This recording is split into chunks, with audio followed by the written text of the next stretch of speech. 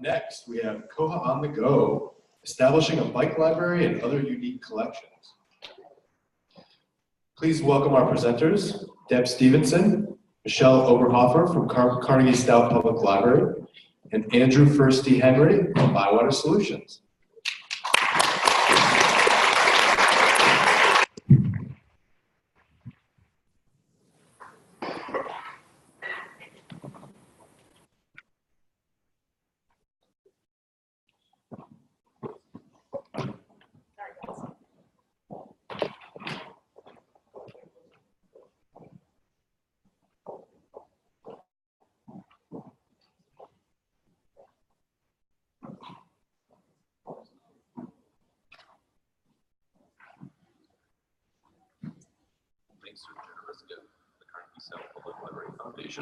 Carnegie-Stout Public Library is proud to announce the arrival of our new bicycle library.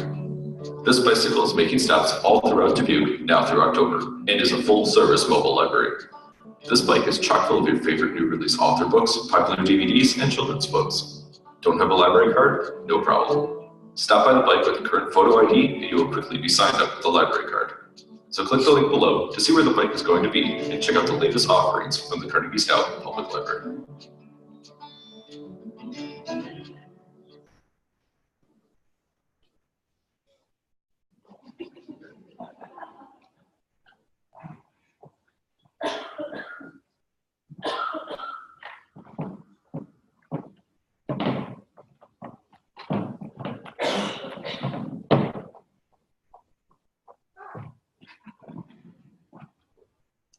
Michelle and I are first-time presenters here at Koha, and actually we're first-time presenters, period, so hang in there with us.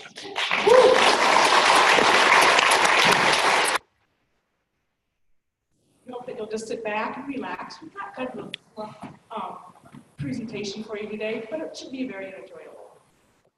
So why a bike library? This was our way to target non-traditional library users. Bill Carroll, who wasn't able to be here with us today, established routes and scheduled city events for the bike to actually go to in order to increase the community's awareness of our library services and programs. The bike itself was built by Joe Krennic Company out of Colorado. It was funded by our library foundation, which the video told you. We spent about $8,500 for the bike itself and spent the remaining funds for the content and supplies that we needed for the bike. Bill Carroll, who is unable to be here today because of some family problems, was really the bike facilitator. Michelle and I just drug along for the fun of it, I believe. I'm the technical services supervisor. Michelle is our circulation manager, and Andrew used to be at Carnegie-Stout Library, and we depend on him for a lot of questions and answers, so we brought him along as well. We've been with Koha since 2014. Open source was kind of a nasty word at the time. We weren't sure what it was, actually. We had our management team look into it. Our IT manager at the time was really the one that was pushing it. Andrew was also pushing it. I was scared to death of it, but our IT manager really told us this is the way to go. It would save us a lot of money. With the money that was left over from our Horizon maintenance, we could spend for developing this open source to make it just the way we wanted it to be. So that is exactly what we did. We went with Koha. We were introduced to Nate. Nate was pretty new at the time, actually. Nate and Brendan both. We love them. They were very helpful in the process. So was Joy, wherever she is. She was very helpful as well.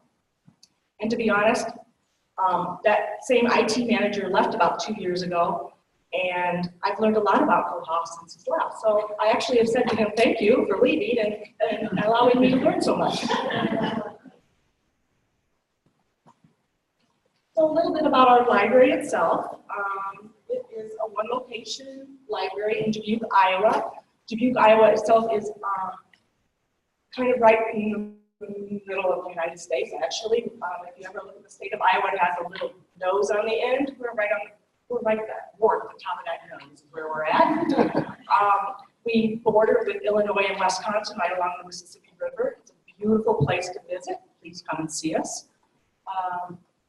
The population is listed there, our circulation as well. We are a downtown library, so some,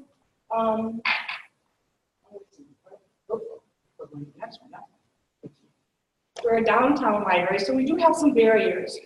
We're a small community. Most of our growth is on the west side. We're on the east side, like bordered with that river. And so a lot of our community doesn't like to come downtown. They perceive it as kind of a, I don't know, what would you call it? It's not where that place they have to go. You're exactly right. So that's kind of our barriers. We decided that outreach might be something that we could do with our bike. Get it to the other side of town, let people know, as we said, that we have a great programming, and it was easy to do with the bike. We also did some more types of programming as well. Andrew was one of our, to get the millennials in, Andrew was one of the people that started our Nerf gun program at the library, which brought people to the library from the west side as well. Our library was built in 1902, or opened in 1902. It is on the National Register of Historical Places. Andrew Carnegie himself endowed the building to us. Mr. Stout was a mayor at the time, and he gave us the site. And so here we are. We have still original iron stacks in our building from the Carnegie building, which now houses our reference, our genealogy, our audio books.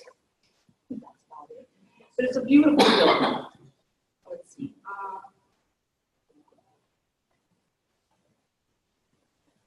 The Bike Library. Let's see. We wanted to reflect the fact that we are a popular collection library. So the Bike Library itself has very high demand books and DVDs inside of it, as well as children's materials. Basically books with really long hold lists. The purchases, I think we have a collection of about 300 items actually in the book library itself, and then we supplement it with regular items from the collection, depending, of course, where the route is going that day. We've had excellent feedback from the Bike Library and response. We register new patrons all over town. We're making connections with for publicity. We've gone 2 different TV channels. They're interviewing our director, and our social media hits have gone up with it as well. The color coding we're going to talk about in a little bit. We did make a new collection code in Koha. Our first thoughts as the management team was, should we make it a branch or should we make it a collection? And we talked about it quite a bit. It's really not a branch. It's not a physical building. It's just a bicycle. And we wanted high demand titles inside that bike. And so we knew that those titles would be short-lived. So why spend a lot of time building? I know it's not difficult to make a branch in Koha, but why do that when we're going to be probably removing those items from the collection in the spring and putting new items on the bike? So we decided for ourselves, we didn't want holes placed on any of those items, and we wanted it hidden in the OPAC so that people couldn't place the holes.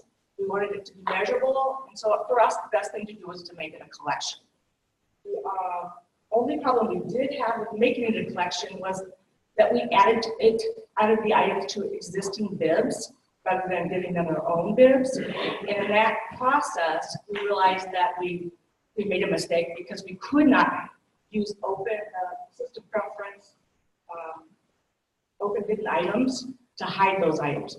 The OPAC actually hid the items in the holdings, but in the refined search, which you can see up here, we still see the item descriptions would show up there. When you click on it, it doesn't take you anywhere, but that was a problem with actually adding them to the bibs and not making their own bibs.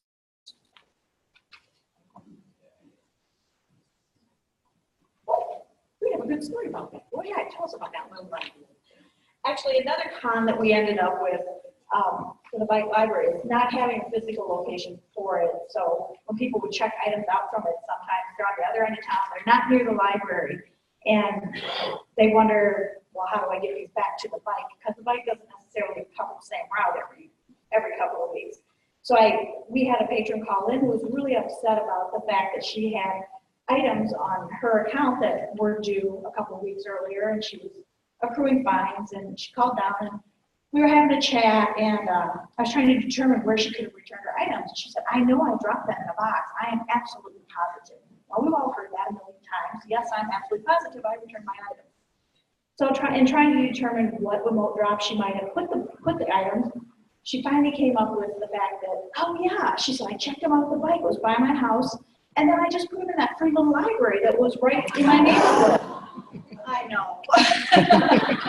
So I explained to her that she had not affiliated with the free little libraries. She couldn't get me off the phone fast enough. She wanted to get back to that free little library to see if her stuff was still there. Fortunately, she was able to recover some of her items. Okay, so what this shows is that we do have kind of three branches in Koha. The branch is titled Asbury, the top one. It's really just a pickup location. We are the city library, and our county library is on the west side of town. And people get us confused quite a bit. So what we have done is we've gone to the Asbury Library. We actually have a PC, I think, with Koha on it for us, so their patrons can walk up to that PC and place holds on our items, and then we deliver them to the west side, which, mind you, the west side is about 8 miles from the downtown library. But they don't come downtown, they want to stay on the west side. The bottom one, which is the Kennedy Mall, is also just a drop-off location. In fact, this is what it looks like. It has 2 book drops and a file drawer where we send our holds to the mall so people can pick it up on the west side, 8 miles from downtown.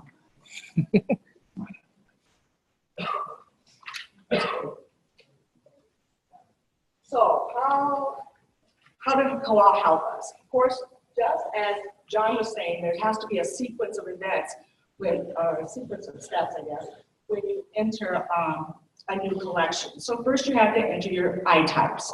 And we chose 2 I types. We chose Peddler and Peddler D for the discs. Because they had different circ rules, we wanted to have 2 different I types. We also added ZZ in front of the descriptions. And the reason for that was just so that those descriptions would be at the bottom of the edits. We have our acquisitions and our cataloger, who, as you know, we're doing a lot of clicking when they're adding things in. And they hate that it moves, that their books or their lines that they're looking for get moved every time we add a new item type. So if you put ZZ in front of it, it goes down to the bottom. They don't use it very often, just for 300 items. And it keeps them from making errors when they do their ads or ads.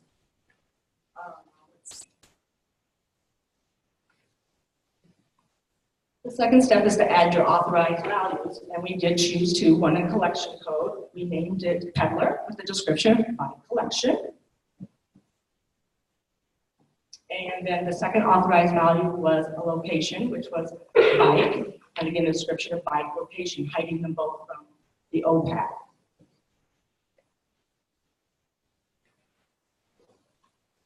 Okay, and third is circulation rules. So when we have our circulation rules set by our library policies, as probably everybody does, but when you add a special collection, those normal circulation rules tend to change a little bit. So we did have some different ones, like you can't place hold on the bike items, you can only check out 3 items per patron at one time, and only one of those can be a DVD, just because it's such a small collection. And then there's no renewals on those. So to set and those are different than our regular circ rules. So to do that, we just went into the administration and under the circulation and fines rule, we went in and that's where we set our special collection rules. When I first looked at the circulation fine rules, it was a massive page of rules. I had no idea. I've been working with Koha since 2014, but in my current position only since last October, so I haven't really gotten into the mechanics of Koha very much. So going in and seeing that, my eyes almost popped out of my head. I was like, I don't know what to do with this. But I had lots of help. Deb and Bill have been really helpful, and all of the ByWater people have been really helpful. So I am learning. We're getting there, and that's how we did our special circulation rules.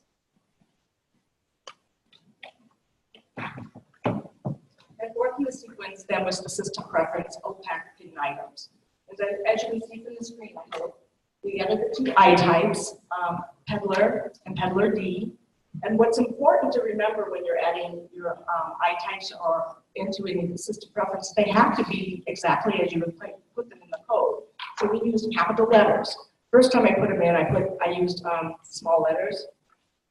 That didn't work because they weren't running in the right place. So if you're using capital letters in your code, remember to put capital letters in your I type as well as in the collection code. But again, because we added it to original bids and didn't, or to existing bids and didn't add original bids, it's not hiding it from the refined search. It still hides it from the OPAC though.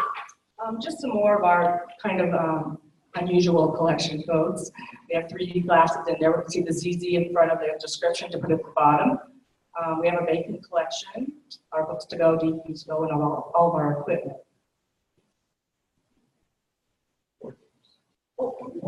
Board games. I am so sorry. Board games as well, and actually we're getting ready to add Atari games as well.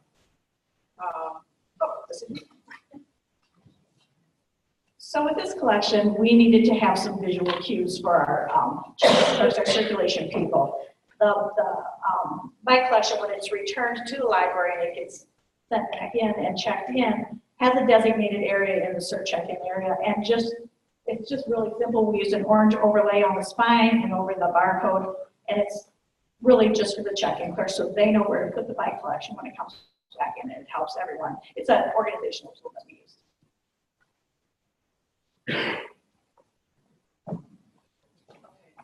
Are there any of you out there that use the hold ratios reports? Few? Okay, so this is our hold ratios report with the bike library items, peddler and peddler D suppressed so that it doesn't mess with our ratios. We didn't want that to fall into that. So that was kind of an important thing for us too. At least our adult services librarians felt it was. So that was our very fluffy presentation. Any questions?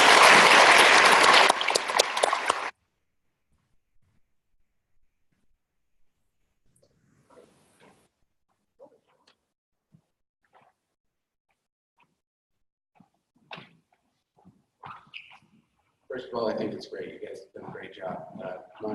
My question is, did you consider not having a permanent collection as the bike collection and just setting it as a holding location? And that way when it checks in, it goes back to its home location. So you just prep every time before you go out. That's our current policy. We can try that. If there was a reason why you didn't, we'd like to know so we don't make the thing. So that's And actually, the person that was trying to answer that would have been Bill. So if you want to give some information, I'll answer your question. Thank you. You are. Yeah. So your question then is why they just take things out of their existing collection rather than getting new items? So what we do is we, before we take our outreach vehicle out, we literally gather items that we think would be relevant to the location or where we're going, scan them all in, batch change the holding branch to. And you're doing some of that. We did some. You're Okay, right, we did some of that. But we really wanted them to have the most popular items. We wanted people to follow that line. And believe me, there were people that come into the library that followed the line to get those bestsellers. And it's going out almost like 4 times a week. That's So what they have been constant shuffling and batch item thing all the time. Yeah. We have one employee that works 20 hours a week just on the bike. From July through October. 20 hours a week on the bike from July to October. And that was really the reason. We wanted that bike to have the most popular items, and we wanted people to follow that bike, and they are. Thank you. You're welcome. Thank you for your presentation. I am interested to find out, has your goal been reached? Because you were trying to increase the number of patrons for the library, and how has it gone? We really haven't measured it yet because we're waiting. We're kind of going, we're going to put the bike away in October. And so we'll do our measurement probably in October. Yeah. So you're making cards on the bike? We are making cards on the bicycle, which, I don't know how many we make right now. I don't know exactly, it's just, because we're with Koha being web-based, it's the perfect application. We can just take a laptop and a hotspot, he goes, he can make cards, he can check things out. He has people flag them down, actually hand the books back, he can take those back and bring them in to get checked back in, so. It's really been a marketing process for us more than anything. For a little investment, that's exactly right. Well, I think you just answered one of my questions. Yeah. Okay. Which is how do you handle checkout? So it's limited battery time for the laptop. And do you ever use offline circulation? The other question is they have a bike with 300 books. How much does it weigh?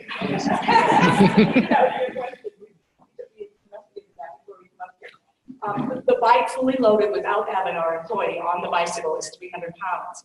And Dubuque, Iowa is a very hilly place. And so it's a electric pedal assisted bike. It does not have a motor on it. You know that. Yeah, it's just pedal assist. It'll go, Evan said he's gotten it up to 15 miles an hour, but he doesn't feel comfortable with that. He said it's normal. He usually, it's a big load. So he usually goes between 7 and 9 miles an hour. He said coming down hills is the worst. He said he just is hanging on for dear life. I think you saw his outfit. He's got that pink helmet on his head and that bright yellow outfit. And he chose that himself. That was something he wanted to really do to make himself stand out. Yes, it's nice to be visible. Yeah. But also, I can say, I understand the reluctance to go all the way across town. Yeah. Those of us in Maryland are terrified of going across the bridge into Virginia because we're going to fall off the edge of the earth. People on the side think the same thing about us. Oh, yes, and because it's a D-assist bike, it's got a great big battery, and I know he's got a USB port on there. He can charge his iPad off of the bike battery to then use to check out. So he's got some power source there.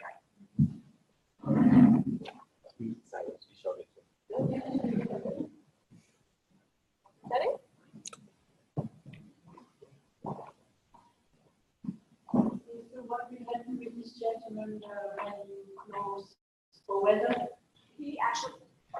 He has a position in the circulation department, so he still has a job.